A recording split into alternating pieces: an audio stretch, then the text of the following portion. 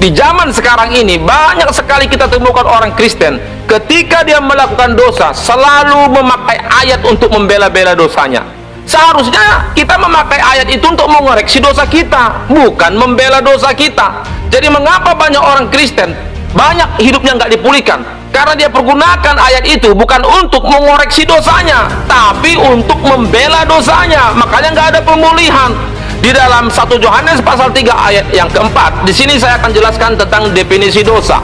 Firman Tuhan mengatakan, setiap orang yang berbuat dosa melanggar juga hukum Allah, sebab dosa ialah pelanggaran hukum Allah. Jadi arti dosa dijelaskan di sini ialah pelanggaran terhadap hukum Allah. Tapi ketika kita sudah melanggar, malah kita bela lagi dosa kita pakai ayat. Mau bagaimana kita mengalami pemulihan? Hal ini pernah dialami oleh Raja Saul ketika dia melakukan dosa. Dia bela dirinya pakai ayat, seolah-olah apa yang dikerjakannya adalah untuk pekerjaan Tuhan. Kita baca dulu kebenaran firman Tuhan di dalam 1 Samuel pasal 15 ayat yang ke-18 sampai yang ke-24. Tuhan telah menyuruh engkau pergi dengan pesan, pergilah, tumpaslah orang-orang berdosa itu, yakni orang Amalek, berperanglah melawan mereka sampai engkau membinasakan mereka. Mengapa engkau tidak mendengarkan suara Tuhan? Mengapa engkau mengambil jarahan dan melakukan apa yang jahat di mata Tuhan? Jadi di sini dijelaskan bahwa Saul diperintahkan untuk menumpas bangsa Amalek yang pada waktu itu Tuhan ingin binasakan karena menghalang-halangi bangsa Israel pada waktu itu berangkat dari Mesir menuju tanah Kanaan. Dan di sini tentu kita bertanya, ya kan firman Tuhan mengatakan jangan membunuh. Itu bagi kita terhadap sesama, dilarang jangan membunuh.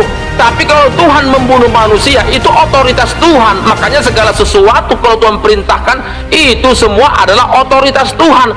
Karena Tuhan sudah kasih otoritas kepada Saul untuk menumpas, membunuh bangsa Amalek. Itu tidak dosa, kecuali saudara melakukannya itu atas keinginan saudara sendiri. Amin.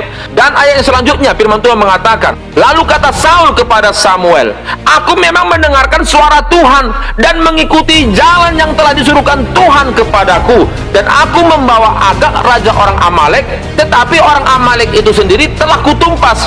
Tetapi rakyat mengambil dari jarahan itu kambing domba dan lembu-lembu yang terbaik dari yang dikhususkan untuk ditumpas itu, untuk mempersembahkan korban kepada Tuhan Allahmu di Gilgal, kata Saul kepada Samuel.